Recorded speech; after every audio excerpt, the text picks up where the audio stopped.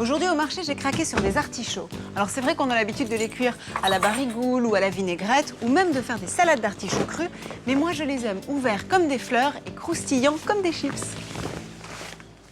Le point fort de cette recette, c'est qu'il faut très peu d'ingrédients. En fait, il en faut deux. Des artichauts en botte ou violet, comme on dit, et de l'huile d'olive, c'est tout bête. Prenez de l'huile d'olive de première catégorie, ça suffira. Il faut au moins 5 cm de hauteur et on va la faire chauffer de façon à ce qu'elle soit bien chaude, mais pas fumante non plus. Si vous avez une friteuse, 170 degrés. Alors, je disais qu'il fallait peu d'ingrédients, mais il faut quelques ustensiles. D'abord, des petits gants en latex qu'on trouve très facilement dans les grandes surfaces. Et ça, c'est utile pour éviter de se noircir les doigts. On retire les feuilles extérieures, les feuilles les plus dures. En fait, il faut arriver à la partie la plus tendre de l'artichaut qu'on peut presque manger cru.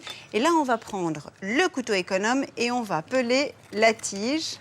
Vous allez ensuite retirer l'écorce qui est autour de la base de l'artichaut. On va retirer le bout des feuilles parce qu'il est un petit peu dur. Hop, on les pique. Et maintenant, pour que l'artichaut s'ouvre comme une fleur, comme une rose, en fait, il faut le plonger à la verticale. Et normalement, au bruit, on devrait savoir si l'huile est suffisamment chaude. C'est exactement ce qu'il fallait. Si vous préparez plusieurs artichauts à l'avance, pensez à les mettre au four au fur et à mesure pour les tenir bien au chaud. Et pour la présentation, c'est encore plus joli si on coupe les tiges au dernier moment pour qu'elles soient bien fraîches. Il paraît qu'on appelle ça les artichauts à la juive. Eh ben moi, si c'est ça, je suis d'accord pour faire Shabbat tous les vendredis.